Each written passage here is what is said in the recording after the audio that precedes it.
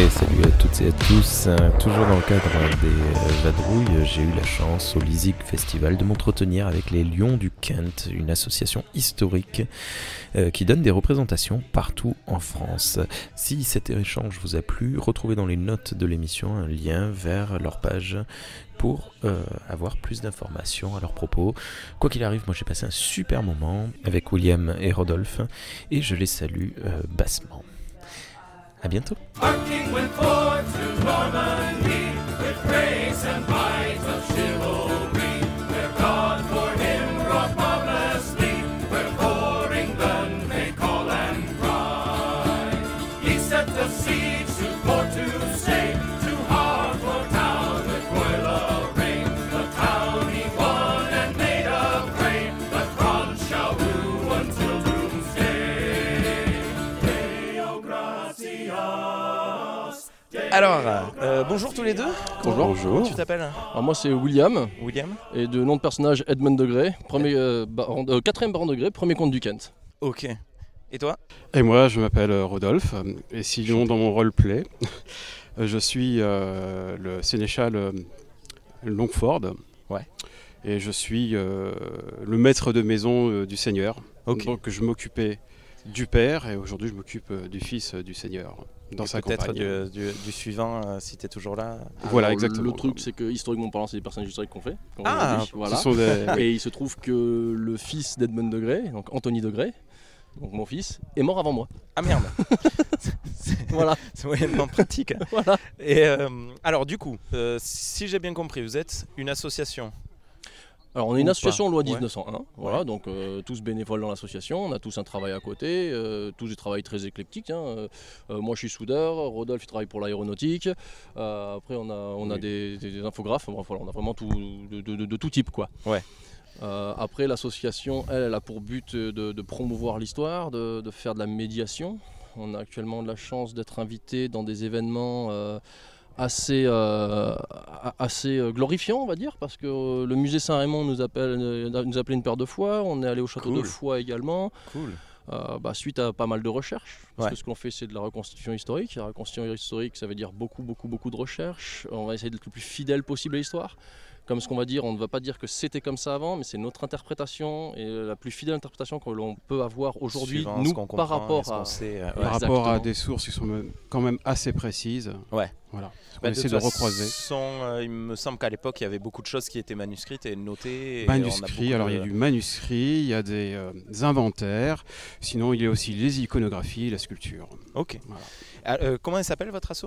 Les Lions du Kent, Les Lions du Kent. Et vous êtes basé sur Toulouse. à Toulouse, Voilà. facilement contactable. Oui. Ouais. Et donc vous êtes vraiment spécialisé sur ces personnages, cette époque ou Tout c'est à fait. assez, Alors c'est très précis. Ouais. C'est-à-dire ça correspond à une campagne qui s'appelle c'est la campagne de Edmund de Grey, Ouais. qui est un seigneur qui était, on va dire, l'un des 6 capitaines d'un lord. C'est l'un des premiers amiraux d'Angleterre, qui était le lord Huntingdon. En quelle année c'était? Là on est en 1439. D'accord. Alors c'est 1439-1440. Ça correspond précisément au moment où il est en campagne. Donc il se retrouve, Tartas, c'est quand même une campagne, il y a un grand siège, parce qu'il y a quand même plusieurs seigneurs français qui sont opposés justement. Si je me permets, le siège de Tartas a opposé Huntingdon, donc l'amiral du roi d'Angleterre, face à Charles II d'Albret, Ok. qui lui tenait Tartas. Et il y a eu un grand siège, et au final de 1 an de siège, les Anglais ont pris le Tartas. On a pris le contrôle, oui. Tout ça pour le laisser 6 mois plus tard. Voilà, tout simplement. C'est souvent voilà, c'est Voilà. beaucoup de travail pour. Et donc d'ailleurs il y a aussi des écorcheurs bien connus qui s'appellent Lahir, qui est un écorcheur, on va dire un mercenaire qui a été anobli, Ouais. français, qui est anobli, qui était très connu, et qui lui a reçu des blessures. Et là on a des traces, on est à peu près sûr que c'est à ce moment-là qu'il a eu des blessures et qu'il s'est fait zigouiller. Il a quand même eu 3 mois avant de... Voilà, décéder. blessure égale mort. Hein, Tout à fait. En C'était guerre. pas Alors très souvent, oui, mais la médecine de l'époque est bien Était supérieure assez, à ce qu'on peut le penser. Oui, Voilà. c'était pas des. Voilà. C'était pas des abrutis, c'était au contraire ils avaient un très bon savoir, notamment alors c'est pas pour les raisons sanitaires, mais il faisait bouillir les bandages. Alors aujourd'hui c'est bien parce qu'on sait que du coup ça aseptise les bandages. Mais en fait non, c'était juste pour les nettoyer, c'était plus simple de les bouillir, donc il les faisait bouillir. Ce qui fait que, mais ça les aseptisait quand même. Donc il y avait quand même une... C'est pratique. Voilà, il y avait quand même une certaine knowledge, connaissance. C'est bien, tu es dans ton personnel. D'accord. Et donc vous, à chaque présence sur des lieux, sur des trucs, vous interprétez vos personnages, toujours les mêmes? Alors on est toujours dans le même roleplay et par contre on décrit la vie quotidienne. Ouais. C'est-à-dire qu'on essaie de passer tous les sujets en revue, que ce soit les coutumes, la façon de s'habiller, les rites, tout ce qui englobe la vie quotidienne, le combat, la stratégie dans le combat, la façon de s'habiller au combat. Vraiment, c'est une vie complète. D'ailleurs, parce que là, évidemment, moi je vous vois, mais les gens qui nous écoutent, non. Vous avez des tenues, elles sont magnifiques.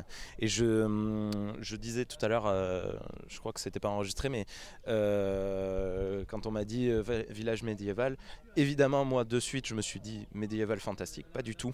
Et c'est encore plus cool parce que c'est vraiment, on a un aspect concret dans vos tenues, on voit le travail, la réflexion qu'il y a derrière chaque truc. Je pense que rien n'est, c'est comme des vêtements normaux, quoi. Rien n'est laissé au hasard et tout est vraiment cool. C'est le plus descriptif que j'aurais. Merci beaucoup. Après, il y a plusieurs. Lorsqu'on pense fête médiévale, il y a plusieurs types de médiévistes, j'ai envie de dire. Ouais. Alors ils se valent tous, il n'y en a pas un seul qui est meilleur que l'autre, qu'on soit bien d'accord. Voilà, on ne va pas dire que je suis supérieur, loin de là. Vraiment loin de là, et je pense que je dis. Par contre, tu es très grande, donc tu es physiquement supérieur. 1m93, voilà, ça va. En fait, il va y avoir ceux qui vont faire du fantasy, comme on a pu voir avec les fées qui sont passés tout à l'heure. Ouais. On va avoir ceux qui vont faire de l'évocation de qualité comme ils le souhaitent du moment où ils font du médiéval et ça les amuse. Et c'est surtout ça qui est important, il faut faire ce qui nous amuse. Et il va y avoir de la reconstitution comme ce que nous on fait, où nous, notre but c'est d'être le plus fidèle possible à l'histoire, même si des fois ça nous arrangerait de pouvoir faire 2-3 entorses. Mais on essaye de pas le faire. Quoi. Justement, on parle d'histoire. Là, il y a un trébuchet qui est en train de se préparer. Le trébuchet que l'on voit là, il est de votre époque ou pas du tout ou il est beaucoup plus ancien. Ouais, ça a l'air. Moi, sous le nom de ce que je vois, pour moi, ce serait plus un couillard qu'un trébuchet. Ouais, c'est la taille en fait. C'est la taille qui va changer, même si le couillard normalement a 2 contrepoids, d'où le terme. D'accord. Ah, oh, d'accord, ouais. Ah, oui, mais pratique, au moins. Mais la taille, le trébuchet, alors c'est normal parce qu'en fait médiéval, on va pas trimballer un trébuchet qui fait 20-30 mètres de haut. C'est long à monter de toute façon sur un siège. La couillarde, effectivement, est un peu. Dans cette taille, la taille que vous voyez, simplement, c'était, on dirait, poste fixe. Alors que le trébuchet, c'était pour dissuader l'adversaire de résister, en fait. Dès qu'on montait un trébuchet, c'était quand même. Ils se disent OK. C'est l'équivalent de l'artillerie lourde à l'époque. Ouais. Et on ne discutait pas, ça ne faisait pas rire les gens qui voyaient en face un trébuchet se construire. Parce qu'on savait que des pierres et des murailles allaient éclater, il y allait avoir quelque chose d'assez problématique pour la suite. Tout à fait. Voilà, c'est pour ça. Là, 2 jours, ça va, c'est pas trop épuisant, vous êtes habitué? Non, vous faites quoi d'habitude? D'habitude, on a un camp en plus. Les prestations durent combien de temps? 2-3 jours. D'habitude, on monte le camp. Là, vu que c'est pour une œuvre caritative, si on avait ramené le camp, ça aurait coûté des sous à l'organisation. Et notre but au jour d'aujourd'hui, c'est vraiment d'aider. Il faut faire danser Louise. Ouais. Donc, on a refusé de prendre si ce n'est qu'un seul centime. Donc, du coup, on a fait le camp plus que léger. Donc, on vient qu'en déambulation et avec ce qu'on porte sur nous. Voilà. D'habitude on fait quoi? D'habitude on fait du combat, de l'explication de nourriture, de l'explication de costumes, de la démonstration de tir à l'arc. On ne fait que de la démonstration, on ne fait pas de l'initiation, nous n'avons pas de diplôme d'état. Ouais. Du coup, voilà. Ah oui, tout ce que fait c'est la démonstration, on montre ce que... Démonstration, la différence entre le cinéma et la réalité. Parce qu'en termes de combat, le cinéma doit être visuel, en réalité il doit être rapide, efficace. Donc c'est pas très joli à voir, mais... Pour un œil aguerri ici, mais pour quelqu'un non. Il m'inquiète un peu, ils ont mis des enfants devant le trébuchet. Oui. Il y a beaucoup de monde à Samatan, il faut limiter la population. J'ai ouï dire qu'il allait y avoir quelques morts suite à trop de sucre. Ah d'accord. Voilà. Ça va lancer du bonbon. Il va pas être chargé de pierre. J'espère quand même que les bonbons sont légers, sont mous. C'est pas les... je pense que ça n'a pas de fruité. Ok, ah bah ça va, c'est cool. Ok, et 3 jours, est-ce que vous poussez le truc au point de dormir en tenue d'époque et tout? Oui. L'intérieur de camps, lorsque l'on pose un camp, nos tentes sont visitables. Donc le public peut venir voir et en fait on va présenter ce que l'on pense être, parce qu'encore une fois là il y a très peu de sources sur l'intérieur des tentes. Ouais. Et d'ailleurs très peu il y a des controverses. Ça intéressait pas les gens à l'époque, ils ne notaient pas forcément ça. Tout à fait, mais nous en campagne, on dormait chez l'habitant. Voilà, il y a une controverse sur est-ce qu'il y avait des camps médiévaux ou pas. C'est pas des sources, mais on ne sait pas pour quelle utilité. C'est pas trop une controverse, c'est plus face à une situation, à certaines situations où les Anglais qui n'avaient pas le choix. Alors on l'entend pas, il y a le mec qui gueule pour les parents inquiets comme moi tout à l'heure. Il n'y a jamais eu de blessure sérieuse. Les bonbons sont semi-mous. Des dragibus sûrement. Voilà. Voilà, c'est en fonction des situations. En fait, il y avait des campagnes où effectivement, quand on était avec, on devait se déplacer assez rapidement. Effectivement, on avait la tente pour s'abriter, pour faire un campement, mais c'était très provisoire.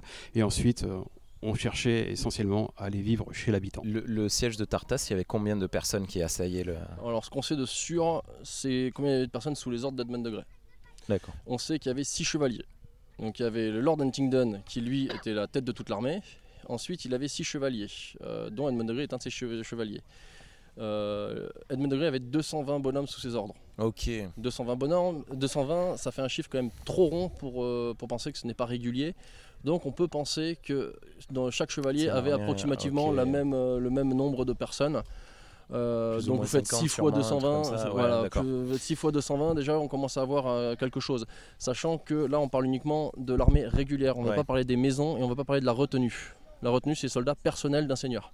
D'accord. Voilà, là on parle juste des noms qui sont inscrits dans une indenture qui est un contrat de guerre qui dit j'ai tant de bonhommes, le bonhomme il est armé comme ça, je dois le payer de temps. Ok.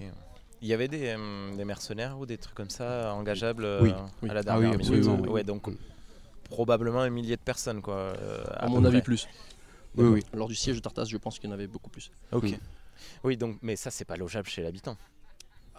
Même s'ils font des rondes, les des trucs. Les sièges c'est autre chose. Encore une fois, comme a dit mon sénéchal, les tentes sont là sur des conditions. Une tente, ça met un peu de temps à monter. Enfin, un camp entier, ça met du temps. Une tente c'est rapide à monter. Un camp entier, ça devient long parce qu'il faut l'armer, le protéger et tout ça. Donc lorsqu'on va arriver sur un siège, il faut quand même être à portée de tir constamment du château, ou juste en dehors de la portée de tir de l'ennemi. On va plutôt jouer comme ça. Parce que le but du siège, c'est quand même le harcèlement. Ouais.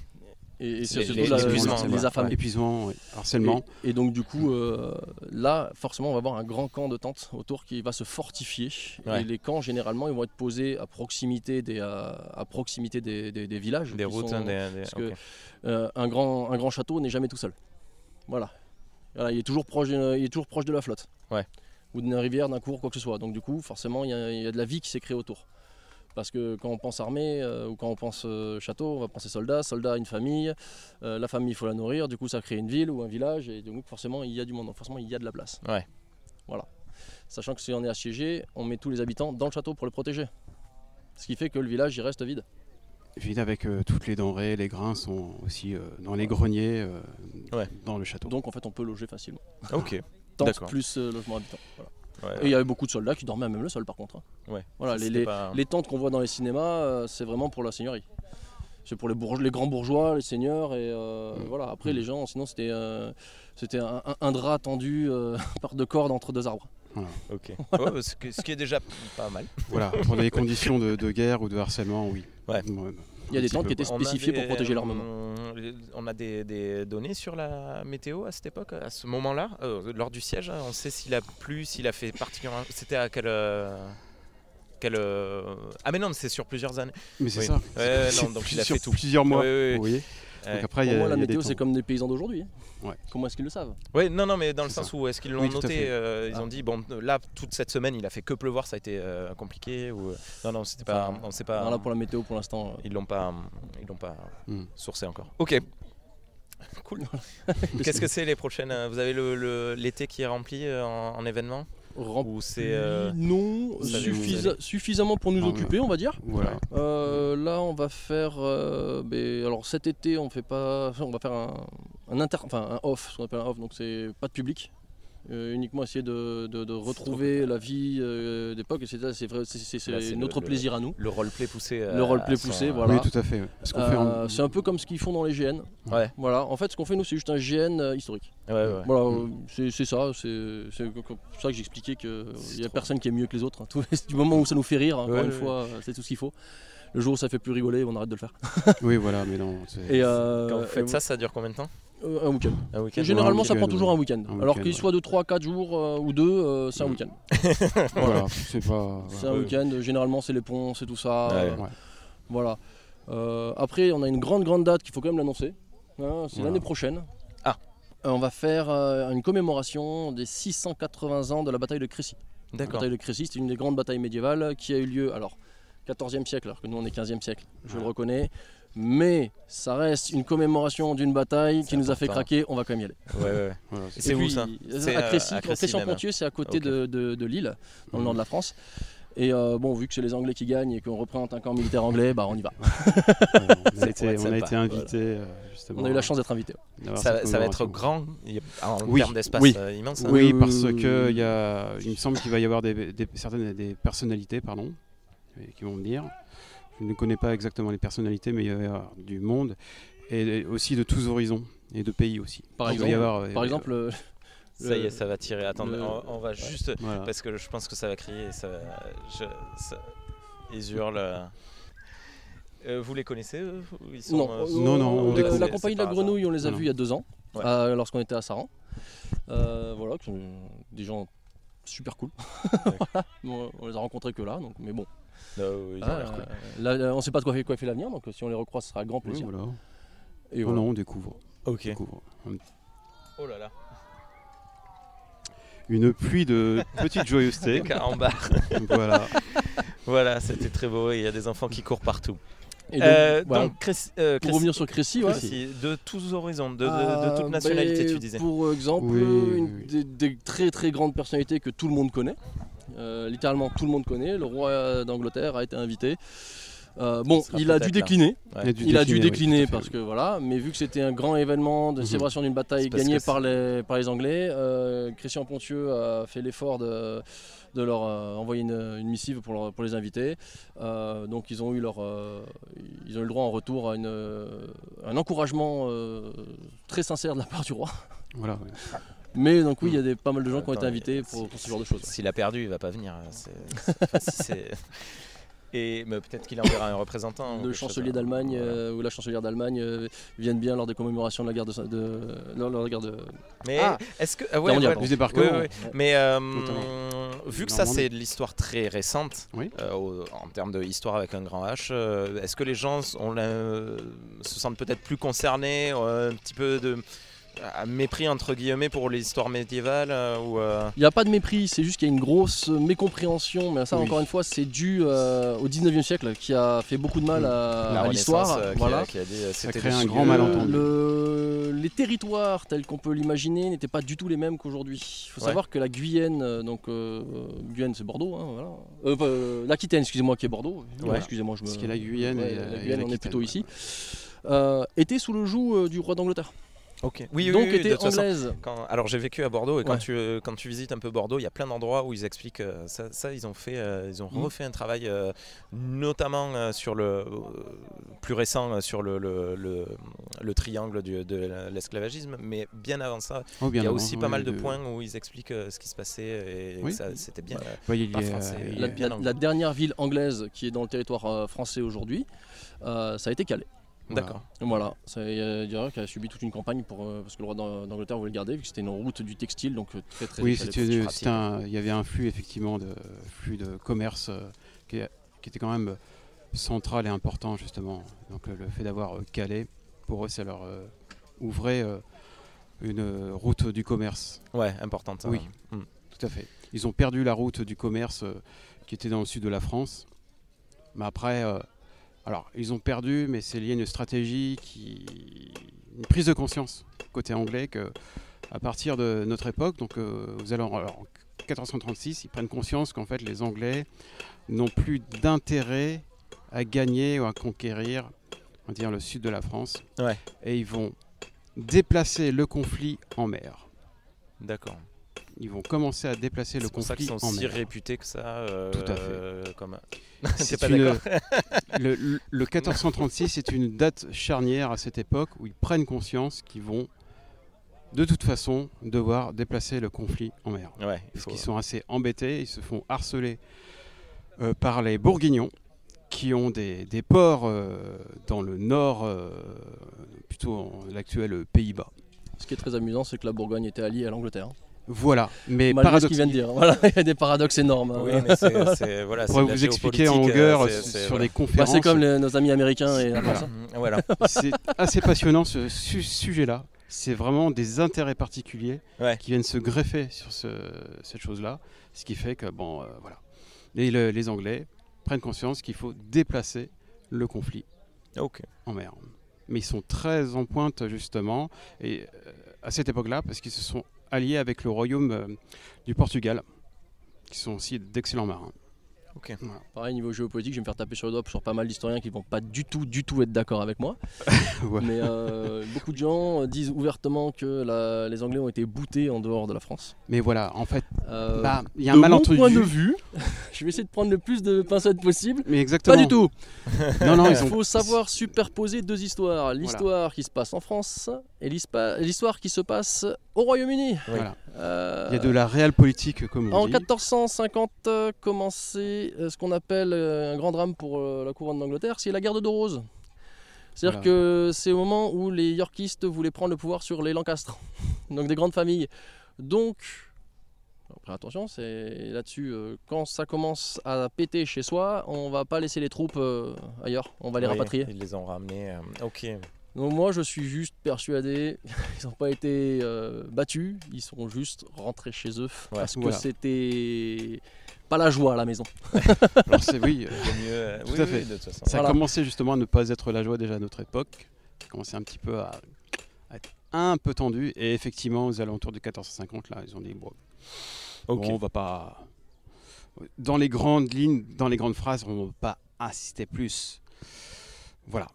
Mais par contre, ils ont conservé Calais. Ça, jusqu'au bout, ils ont essayé de conserver Calais parce qu'effectivement, comme je vous l'ai dit, c'est quand même une route importante. C'est très riche. Stratégique. Après, on est encore toujours pareil. On combat pas pour la gloire, on combat pas pour le pays, on combat pour l'argent. Ça n'a jamais changé, ça a toujours été pareil. La géopolitique. Après, on peut mettre ce qu'on veut par derrière, on peut dire ouvertement que c'est pour Dieu ou que c'est pour d'autres choses. Non, c'est pour le pognon. Mais en fait, il y a des choses qui se. Il y a des thèmes qui se. Vu notre époque. Voilà. Il y a des thèmes qui sont actuels par rapport à d'autres thèmes de l'époque.